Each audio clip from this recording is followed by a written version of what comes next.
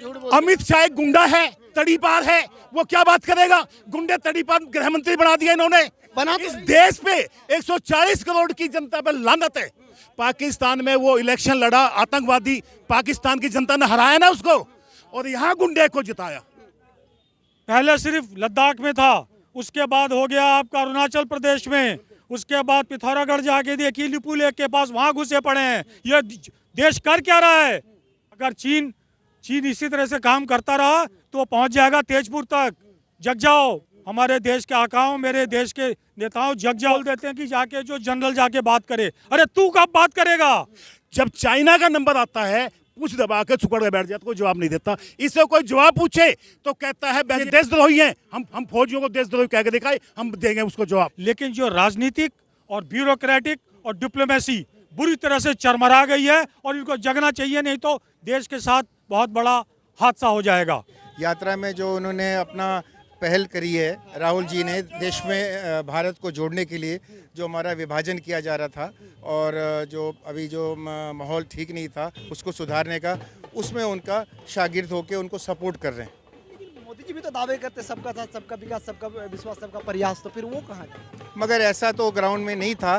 तो अभी देखना गया पिछले 8 साल में काफ़ी हमारा अंदरूनी मतलब मन मिटा हुआ है, अलग अलग कम्युनिटीज़ अलग अलग हिस्सों में बटी हैं। क्या लगता है इस यात्रा से फर्क पड़ेगा? भारत जुड़ जाएगा वाकई में? जो बैरियर आई इतनी लंबी यात्रा हुई है, 2000 किलोमीटर की, लाखों आदमियों ने भाग लिया है, तो कुछ तो इसमें दिलचस्पी पैदा की गई है। ये एक शुरुआत है और ये लंबी जर्नी है। राहुल जी के बारे में क्या सोचते हैं? क्योंकि उनके बारे में कहा जाता है, खास करके भाजपा ये आरोप लगाती है उनमें मैच्योरिटी नहीं है, वो नेता वाली काबिलियत नहीं है। हाँ, जो दिखता है वो बिकता है। तो मीडिया जैसे गोदी मीडिया था वो हम लोग का नहीं दिखाता था, विपक्ष का नहीं दिखाता था, तो अभी जो है कि दिखाने के लिए हमको ज़मीन पे उतरना पड़ा। मोदी जी का कोई भी काम आप लोग को सही नहीं लगता क्या सर? अब हो सकता है थोड़ा बहुत काम तो सभी का ठीक होता है, मगर ओवरऑल जो है पैकेज अगर उनका देखा जाए तो वो कामयाब नहीं रहे एज अ प्राइम मिनिस्टर। सेना के बारे, आर्मी के बारे कहते हैं मोदी जी हमने बहुत काम किया, ताकतवर बना दिया हमने इंडिया के सेना को। गलत फहमी है। वो जो 1 रैंक 1 पेंशन का बताया, हमारी जो काफ़ी रेजिंग तैयारी हो रही थी उसको रोक में डाल दिया जो पिछली सरकारों ने किया, तो उस तरह से हमारा उनका सेना की तरफ नहीं हुआ था। क्या रिएक्शन था जब चाइना आया, तब हमने जल्दबाजी में कुछ हथियार खरीदे, मगर एक सोची समझी रणनीति के मुताबिक हम लोग ने नहीं किया कुछ। लेकिन कहते हैं ना कि 4 साल वाली योजना हमने लाया था, अग्निपथ योजना, उसको भी बरगला दिया कांग्रेस ने। आप देख ही रहे हैं कि 4 साल वाली योजना में हिमाचल में क्या असर हुआ। 4 साल का ना धोबी का गधा, ना घर का ना घाट का वाला बात है। वो 1 साल में ट्रेनिंग करेगा, 1 साल में जाने की तैयारी करेगा, 2 साल रहेगा, 5 साल में सिपाही तैयार होता है, तो क्या सिपाही बनेगा? आप क्या सोचते हैं सर इस बारे में? मैं सोचता हूँ क्योंकि जिन देशों से हमारा जो आप समझ लो दुश्मनी है या जिनके हम विरुद्ध खड़े हुए हैं, उनकी तो ट्रेनिंग 20-20 साल 10-10 साल लग जाते हैं उनको ट्रेन होने के लिए, और आपको लगता है कि 1 साल की ट्रेनिंग वाला यंग लड़का वो इस युद्ध में लड़ पाएगा? जिसको कि अपनी शादी भी करनी है उसकी शादियां नहीं हो पाएंगी क्योंकि वो 3 से 4 साल बाद बेरोजगार होगा। गवर्नमेंट ने न तो उनको ये बोला कि हम उनको यहाँ विस्थापित करेंगे या उनको सर उन्होंने कहा है कि सबसे पहली बात कि एक तो कैलाश विजयवर्गीय ने कहा कि हम उसे गार्ड बना देंगे। मोदी जी कहते हैं पकौड़ा तलने वाली बिजनेस से काफी सारे बीजेपी गवर्नमेंट का 1 वे कम्युनिकेशन है। वो सिर्फ अपने मन की बात कहते हैं, पब्लिक की कोई बात नहीं सुनते हैं। हमारे पास ना तो कोई आया ना हमारा कोई ऐसा कोई प्लेटफॉर्म नहीं है जिसमें कि हमें सुना जाए, और वो तो ये कहते हैं मेरे मन की बात क्या है। पब्लिक के मन की बात सुनेंगे ना तभी तो ये हुजूम उगड़ा है। कहते हैं सर चाइना लाल आंखों से हमारी डरती है, मतलब ये कि मोदी जी कहते हैं, दावा करें वो मोदी जी कहते हैं जी, मोदी जी कहते हैं आर्मी जो कर रही है वो अपने हिसाब से बहुत कुछ अच्छा कर रही है और वो अपने दम पे कर रही है। गवर्नमेंट ये कहे कि हमने लाठी डंडों से युद्ध नहीं लड़े जाते। उन फौजियों को, उनके परेशान जो लोग हैं या उनके पीछे जो उनकी जो परिवार बैठा हुआ है, उनके लिए वो क्या कर रहे हैं? वो कुछ भी नहीं कर रहे। उसके लिए जी बहुत सही लड़ रही है। सिर्फ पहली बार ही बीजेपी गवर्नमेंट में फौजी सड़कों पे आए, किसान सड़कों पे आए, तो आपको लगता नहीं है कि कुछ परेशानी है, लेकिन मन की बात कह देने से, उनकी मन की बात से कुछ नहीं होता। पब्लिक के मन की बात उन्हें सुननी पड़ेगी और वो सुनाने के लिए हम यहाँ आए हुए हैं। राहुल जी के बारे में इल्जाम लग रहा है कि तुष्टीकरण की राजनीति कर। वो इल्जाम कौन लगा रहा है, क्या लगा रहा है? वो मोदी साहब पे भी बहुत सारे इल्जाम लगते हैं, लेकिन ठीक है, वो हमारे प्रधानमंत्री हैं, उनका सम्मान करना हमारे लिए बहुत ज़रूरी है। लेकिन हर इंसान को उसका स्वाभिमान बहुत ज़्यादा ज़रूरी होता है। हर इंसान की आप उसके स्वाभिमान की रक्षा करें। सर कुछ कह रहे थे? राजनीतिक नेतृत्व की भारी कमी है। फौज शानदार लड़ रही है, लेकिन फौज के अंदर वो अकेले अपना कोई भी निर्णय नहीं लेते हैं। वो लेती है भारत की राजनीतिक व्यवस्था, और राजनीतिक व्यवस्था बुरी तरह से चरमराई हुई है और ये बिल्कुल नहीं उसका नेतृत्व कर पा रहे। फौज तो अपने जान लगा देगी, कुर्बान कर देगी। तो करते सर 18 घंटा काम करते हैं मोदी जी, दावे तो मोदी जी के राजनीतिक नेतृत्व पे अब हमारा विश्वास बहुत टिक गया है, कम हो गया है। फौज तो लड़ेगी, मैंने फिर से बोला कि सब ने अपनी जान की आबाजी कभी ना कभी लगाई थी, लेकिन जो राजनीतिक और ब्यूरोक्रेटिक और डिप्लोमेसी बुरी तरह से चरमरा गई है और इनको जगना चाहिए, नहीं तो देश के साथ बहुत बड़ा हादसा हो जाएगा। तो राहुल जी क्या सारी चीजें खत्म कर देंगे? अगर क्यों वो नहीं होगा?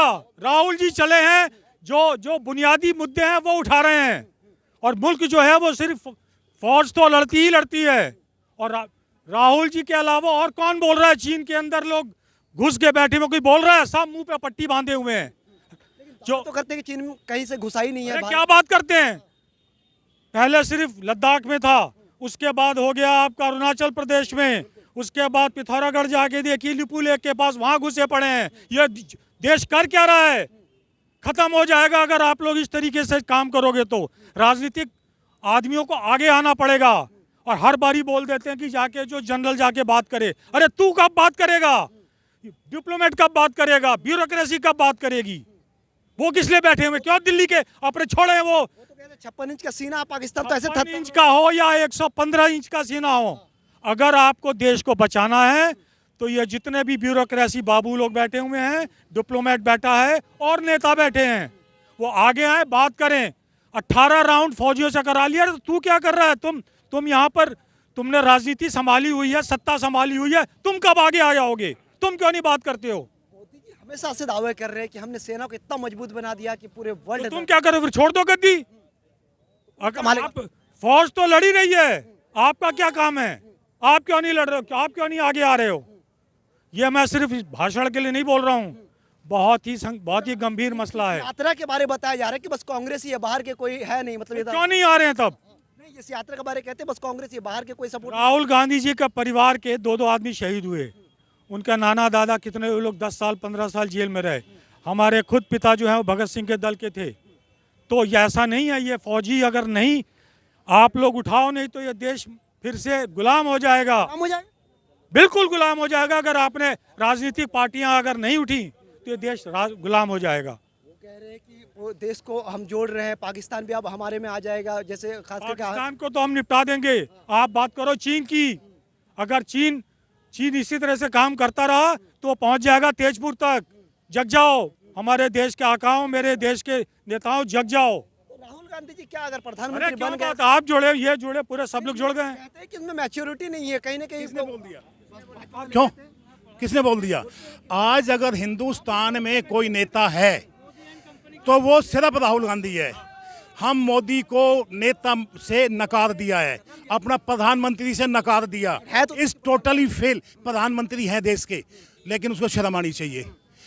पुलवामा में 43 जवान कैसे शहीद हो गए, इसके राज्य में गलवान घाटी में कैसे शहीद हो गए? अगर ये 56 इंच का सीना लाल आंख के हैं, क्यों नहीं दिखाई चाइना को इन्हें लाल आंख?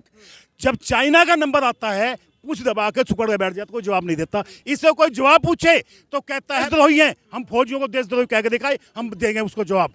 हमने 14 नवंबर को जंतर मंतर प्रदर्शन किया, कहाँ है रिपोर्ट इसकी? 5000 पूर्व सैनिक 14 नवंबर को जंतर मंतर प्रदर्शन किया। क्यों किया उन्होंने? क्यों आए रोड पे? क्या जरूरत पड़ी उनको? कहाँ है प्रधानमंत्री जी साथ है राहुल? और ये हमने ज्ञापन दिए प्रधानमंत्री वगैरह को, ये देखिए कोई जवाब नहीं है। आज हम राहुल गांधी जी को देंगे इस ज्ञापन को, ठीक है? 1 rank man pension, disability pension, क्या माना जाए एक्स फौजी एक्स आर्मी राहुल के साथ है? 100% राहुल गांधी के साथ आ चुके हैं। राहुल गांधी जी के साथ है पूरा देश। राहुल क्या लगता है कि मतलब 2024 में किसको समझे? राहुल को? राहुल गांधी प्रधानमंत्री होंगे 2024 में। एकदम टंके की चोट पे राहुल गांधी जी आ रहे हैं। 2024 में राहुल गांधी देश के प्रधानमंत्री होंगे, नेतृत्व करेंगे, हम फौजी करके दिखवाएंगे। मोदी जी कहते हैं तो 50 साल तो और भाजपा रहेगी, खास करके अमित शाह तो झूठ बोलते हो, झूठ बोलते अमित शाह एक गुंडा है, तड़ीपार है, वो क्या बात करेगा? गुंडे तड़ीपार गृह मंत्री बना दिया इन्होंने। किस बात का गृह मंत्री? एक गुंडा तड़ीपार गृह मंत्री हो गया देश का। बना इस देश पे 140 करोड़ की जनता पे लानत है। पाकिस्तान में वो इलेक्शन लड़ा, आतंकवादी, पाकिस्तान की जनता ने हराया ना उसको, और यहाँ गुंडे को जिताया। कह रहे हैं कुछ तो शर्म करे ये बीजेपी संघ वाले। आज देश में तराई तराई हो गई है, बेरोजगारी से, महंगाई से, भ्रष्टाचार से, हर चीज में तराई तराई। अब एक उम्मीद आई है, एक उम्मीद आई है बन के राहुल गांधी। कह रहे हैं कि 70 सालों में कांग्रेस ने लूटा तो वक्त तो लगेगा, 8 साल हुआ अभी। किसने बोल दिया? आप, मैं आपसे एक सवाल करूंगा, आप मुझे ये बता दो ये चीज लूटा, आप मेरे को ये बता दो इल्जाम लगा लिया। ये कह रहा हूं मैं कि इल्जाम वो लगा रहे हैं। इल्जाम लगाने से कुछ नहीं होता। आप ये बता दो, प्रेस रिपोर्टर हो भाई, क्या चीज लूटा, ये बता दो आप। दावे करते हैं ना हमेशा जो कहने वाले हैं ना, इस काबिल बना दिया कांग्रेस के शासन ने, ये कहने के लायक बन गए हैं। वरना ये कहने, इनका शासन होता तो कोई आवाज उठाने लायक नहीं बचता देश के अंदर। ये इस काबिल हो गए हैं, आगे आवाज उठा रहे हैं। केवल नाम लिखने का काम किया मोदी जी ने। मोदी जी ने 70 साल के काम को केवल अपना नाम लिख करके ब्रॉडकास्ट करने के, फैलाने की कोशिश किया है। और उसमें आप लोगों का बड़ा योगदान, आप लोगों का बड़ा योगदान। आप लोग देश हित की बात नहीं करते, अब आप लोग कॉर्पोरेट की बात करते हैं, अडानी अंबानी जो कहता है उसकी बात करते हैं, आप पब्लिक की बात नहीं करते। ये बड़ी सॉरी, हम तो दिखा रहे हैं, शर्मनाक मीडिया की बड़ी शर्मनाक हालत है कि जिस मीडिया को खोजो मोदी शाह के अलावा और कोई चीज दिखाई देता ही नहीं है। हम तो कन्याकुमारी से डायरेक्ट लगातार दिखाते हैं। मुबारकबाद आपको, और देश की जनता आपको आशीर्वाद देगी।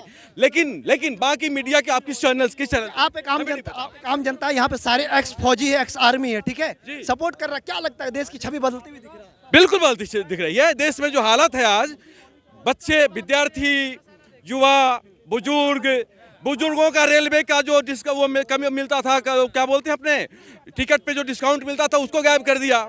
बच्चों की बेरोजगारी इस कदर है कि उनकी कहीं रोजगार का पढ़ लिख के घर पे बैठे पड़े हैं। केवल भीख बांटा जा रहा है। गेहूं चावल का लोगों को दो और वोट लेकर के राज करो। बहुत शुक्रिया। तो आपने देखा यहाँ पे एक्स फौजी, एक्स आर्मी थे यहाँ पे, और इनसे बात करी हमने। ये कहीं ना कहीं कह रहे हैं कि मोदी जिस तरीके से दावे करते, चाहे डिफेंस के मामले में, मजबूती के मामले में हो, वो जमीनी स्तर पे नील बट्टा सन्नाटा है। इन लोगों से बात करके यही पता लगा। आप क्या सोचते हैं इस भारत जोड़ो यात्रा के बारे, इस भाषण के बारे में, इस पब्लिक ओपिनियन के बारे, इस आर्मी के बारे? तो कमेंट बॉक्स में बताइए। धन्यवाद।